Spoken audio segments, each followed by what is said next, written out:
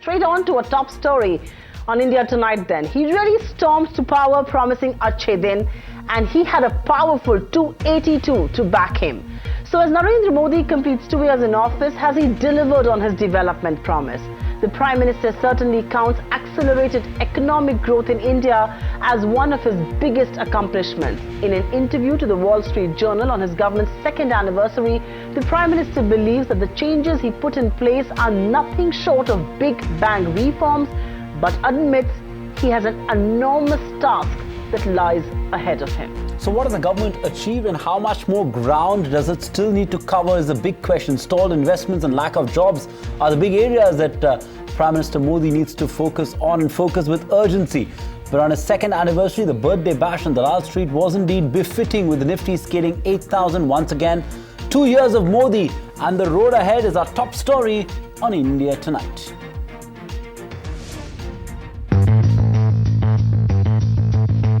Narendra Modi is out batting at the crease, and after 2 years of being at it, he is now preparing for the long haul. But after the initial consolidation, is Team Modi now willing to go for the big boundaries? But more importantly, how have the innings fared so far? Modi's 2 years needs to be looked at with two prisms, economic and political. On the economic front, the government's hits include India's improved global image, where the world is indeed talking about us. Many will also agree that despite the monthly volatility in data, macros are largely on the mend, with early shoots of recovery sprouting all around us. Inflation is under control, twin deficits are under control, and growth is slowly and silently beginning to pick momentum.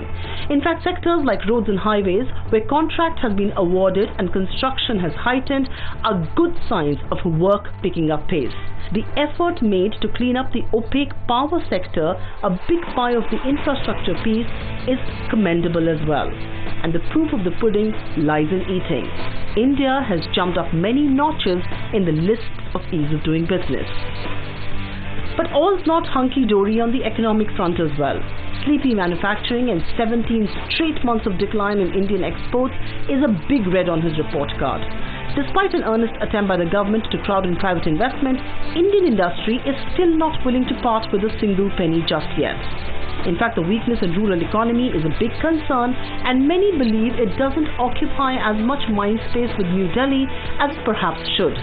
The other big fault line is the legislative logjam and the acrimonious relationship between the Treasury and the opposition, which has put the game-changing reforms like the GST in absolute limbo. And then, of course, the tall claim of putting 15 lakh in every Indian account has been a hollow promise, given the very snail speed of progress in retrieving black money that is stashed overseas. So how has the BJP and the government fared politically? If 2015 poll debacles in Delhi and Bihar raised questions about the waning popularity of both Modi and Shah, 2016 has been a year of validation. The party and the government have regained momentum after the recent poll verdicts across Indian states. It has forced political realignment and precipitated an anti-Modi bloc, with the Prime Minister at one end of the spectrum and all of his other political adversaries on the other. Breaking through in Northeast with a stunning verdict in Assam is what the party cadres needed to be rejuvenated, to break out of the North Indian Banya cowbelt party mold. In fact, observers believe BJP perhaps is the only national party today, with Congress steadily and quickly losing ground and influence both.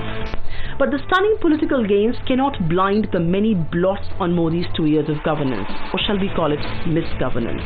Lalitgate, a scam that saw key minister Sushma Swaraj in the eye of a storm, helping an economic fugitive, is certainly a stigma that the BJP wouldn't be proud of.